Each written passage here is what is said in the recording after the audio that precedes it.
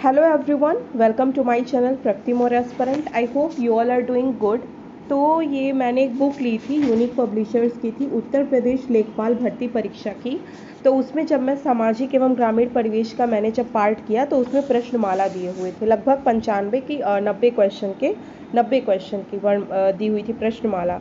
तो मैंने सोचा कि मैं इसका वीडियो बनाऊं और आप सभी लोग के साथ ये शेयर करूं। तो चलिए शुरू करते हैं। हमारे फर्स्ट क्वेश्चन पे हम आते हैं। तो हमारा पहला क्वेश्चन है कि ऑपरेशन फ्लड कार्यक्रम 1970 को किसके द्वारा शुरू किया गया था। तो ऑप्शंस दिए हैं इसमें, कृषि एवं ग्रामीण विकास मंत्रालय, विश्व खाद्य संगठन, राष्ट्रीय डेयरी विकास बोर्ड या हरियाणा सरकार। तो इसका राइट ऑप्शन होगा राष्ट्रीय डेयरी विकास बोर्ड। और डेयरी से हमारा हो गया दूध से बने पदार्थ, ठीक है, दूध से रिलेटेड हो गया। तो ऑपरेशन फ्लड जो कार्यक्रम था ये दूध की प्रोडक्शन को बढ़ाने के लिए ये शुरू किया गया था, ठीक है। अब हम आते हैं हमारे नेक्स्ट क्वेश्चन पे। तो हमारा नेक्स्ट क्वेश्चन है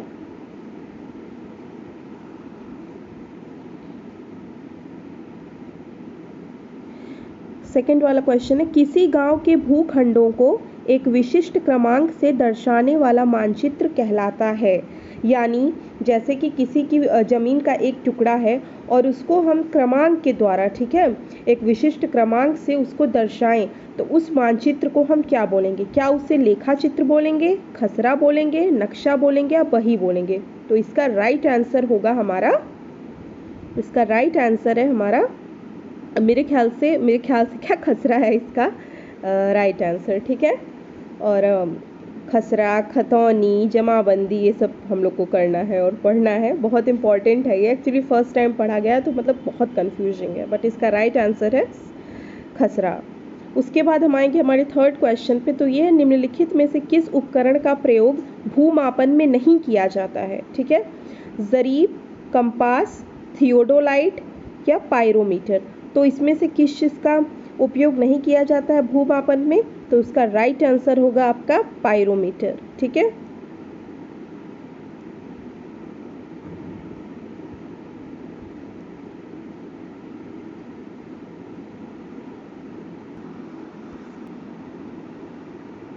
तो अब हम आएंगे हमारे थर्ड क्वेश्चन पे।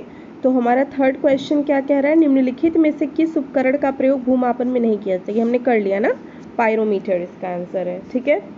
फिर नेक्स्ट क्वेश्चन है हमारा कि शुष्क खेती में वार्षिक वर्षा कितने सेंटीमीटर से कम पाई जाती है?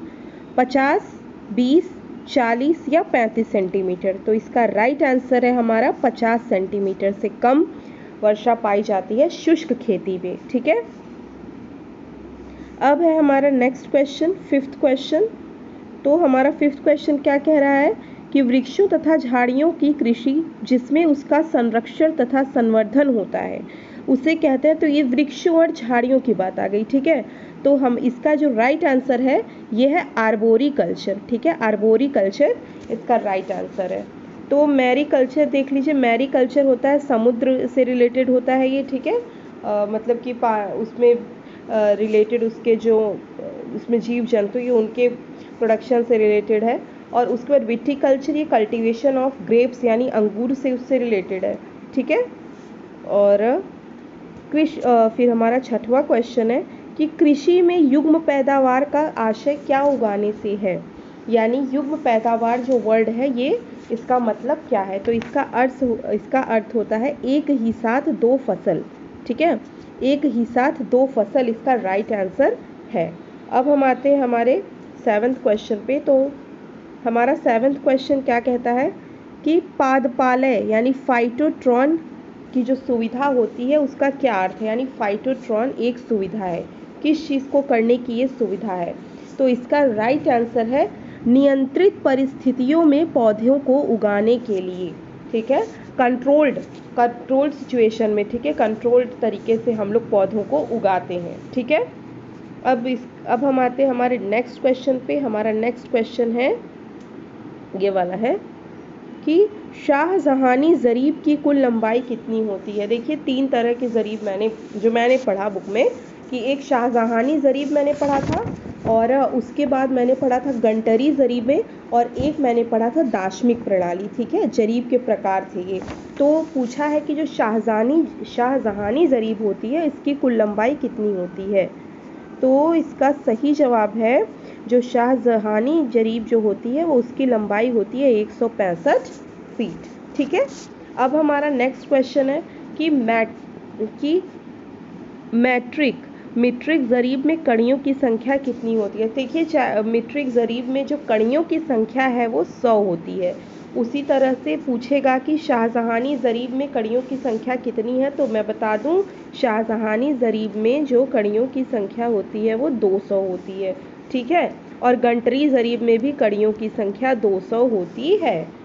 और अब हम आते हैं हमारे नेक्स्ट क्वेश्चन पे। तो हमारा नेक्स्ट क्वेश्चन है 10th। तो 10th क्वेश्चन क्या है ये, देश का सबसे बड़ा गन्ना उत्पादक राज्य। तो हमें पता होना चाहिए कि हमारा उत्तर प्रदेश जो है कि देश का सबसे बड़ा गन्ना उत्पादक राज्य है। ठीक है, अब है अगला क्वेश्चन कि भारत अपनी दलहन खपत का लगभग कितना प्रतिशत भाग उत्पादित कर लेता है।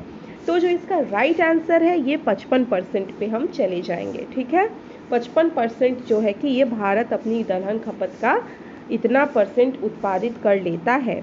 अब हम आते हैं नेक्स्ट क्वेश्चन पे। ये थोड़ा घुमावदार क्वेश्चन है, कुछ लोग बोलेंगे आप गलत बता रही हैं इसका आंसर। तो ये देखिए है कि गोकुल ग्राम योजना किससे रिलेटेड है। ये क्वेश्चन भी UP SSSC ने बड़ा सोच समझ के दिया था।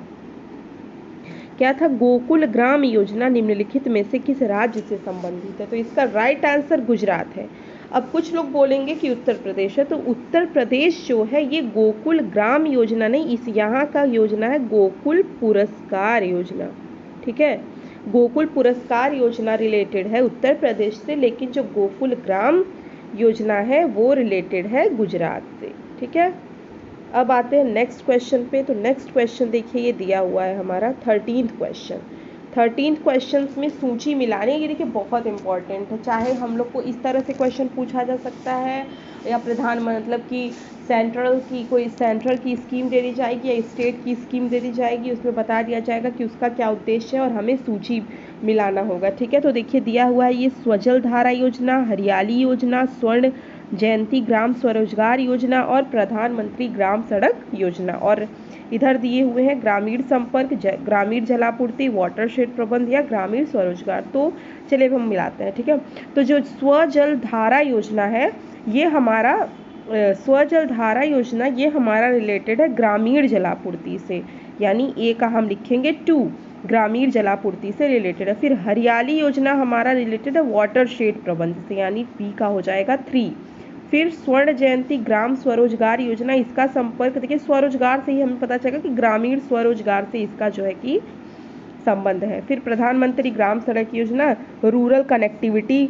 ठीक है, रूरल कनेक्टिविटी ग्रामीण संपर्क को बढ़ाना, उसको और ज़्यादा जोड़ना ग्रामों को रोडों के माध्यम से। तो इसका आंसर हो गया 1, यानी 2, 3, 4, 1। अब हम आएंगे नीचे तो देखेंगे 13th का, ये देखिए 2, 3, 4, 1। तो इसका आंसर है हमारा डी। ठीक है, डी हमारा आंसर हो जाएगा। उसके बाद डी है आंसर। अब हम आएंगे अगले क्वेश्चन पे। ये हमारा कौन सा क्वेश्चन था, 13th। अब हम आएंगे हमारे 14th क्वेश्चन पे। तो देखिए 14th क्वेश्चन क्या है हमारा, प्रधानमंत्री आदर्श ग्राम योजना के अंतर्गत चयनित गांव को विकास कार्यों के लिए कितनी अतिरिक्त धनराशि दी जाती है। तो इसका सही जवाब है 10 लाख। ठीक है, तो प्रधानमंत्री आदर्श ग्राम योजना के अंतर्गत चयनित गांव को विकास कार्यों के लिए 10 लाख रुपए अतिरिक्त दिए जाते हैं। ठीक है, अब हम आएंगे हमारे अगले क्वेश्चन पे।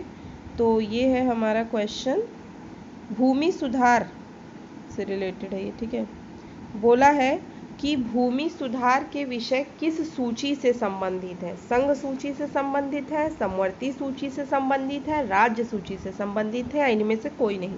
तो इसका राइट आंसर है राज्य सूची से संबंधित है। ठीक है, अब हम आते हैं 16th क्वेश्चन पे। तो हमारा 16th क्वेश्चन क्या कह रहा है, कुफरी किस फसल की किस्म है। जो कुफरी जो फसल है वो आलू की किस्म है, संतरे की किस्म है, शलजम की किस्म है या केले की। तो इसका सही जवाब है आलू की किस्म है कुफरी। ठीक है, मैं एक वीडियो बनाऊंगी उसमें का कि फल और सब्जियों की किस्मों के रिलेटेड मैं वीडियो बनाऊंगी। प्रधानमंत्री ग्रामोदय योजना में सम्मिलित नहीं है।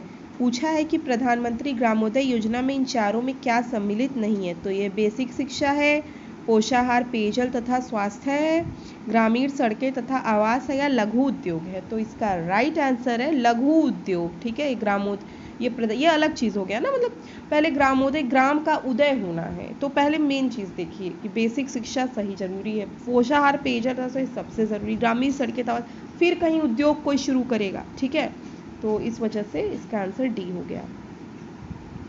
अब आते हैं 18th पे। रोजमर्रा के इस्तेमाल में लाए जाने वाले निम्न में से कौन पौधे का फल भाग है। ये तो सभी को पता होगा, सदाबहार है आंसर, खस है आंसर, सौंफ है या सतावर है। तो हम सौंफ को हमेशा यूज करते हैं, तो इसका राइट आंसर है ए। ठीक है, अब हम आते हैं अगले क्वेश्चन पे। तो ये है 19th क्वेश्चन। तो 19th क्वेश्चन क्या है, निम्नलिखित में कौन सा कथन स्वजल धारा योजना के लिए सही है। स्वजल धारा योजना सबको पता होगा, वो ग्रामीण जलापूर्ति से रिलेटेड है। तो ये बोला है कि इसमें कौन सा कथन इस योजना के लिए सही है। तो ये इसका जो राइट आंसर है ये है, यह केंद्र सरकार एवं स्थानीय समुदाय के स्वामित्व में है। ठीक है, और उसके बाद अब हम आएंगे अगले क्वेश्चन पे। तो अगला क्वेश्चन है धूसर क्रांति। तो धूसर क्रांति का संबंध क्या सेब उत्पादन से है, क्या अंडा उत्पादन से है, उर्वरक उत्पादन से है, शलजम उत्पादन से। तो इसका राइट आंसर है उर्वरक उत्पादन से है। ठीक है, और उसके बाद अंडा उत्पादन से क्या है बताइए, सिल्वर रिवॉल्यूशन। ठीक है, रजत क्रांति, यही है ना। और उसके बाद हम आते हैं, यही होगा, एक बार आप लोग देख लीजिएगा, हो सकता है मैं गलत हूँ, क्योंकि मैं भी आप ही लोग की तरह स्टूडेंट हूँ, ना कि टीचर हूँ, तो हो सकता है मुझसे गलती हो जाए। और फिर हम आते हैं ये बीएम व्यास समिति पे। तो क्वेश्चन क्या है, 22 क्वेश्चन है कि बीएम व्यास समिति किससे संबंधित है। क्या एक कॉरपोरेट गवर्नेंस से संबंधित है, दीर्घकालीन अनाज नीति से रिलेटेड है, कृषि एवं ग्रामीण साख विस्तार से रिलेटेड है, कर नीति से रिलेटेड है। तो इसका राइट आंसर हो जाएगा सी, यानी ये कृषि एवं ग्रामीण साख विस्तार है।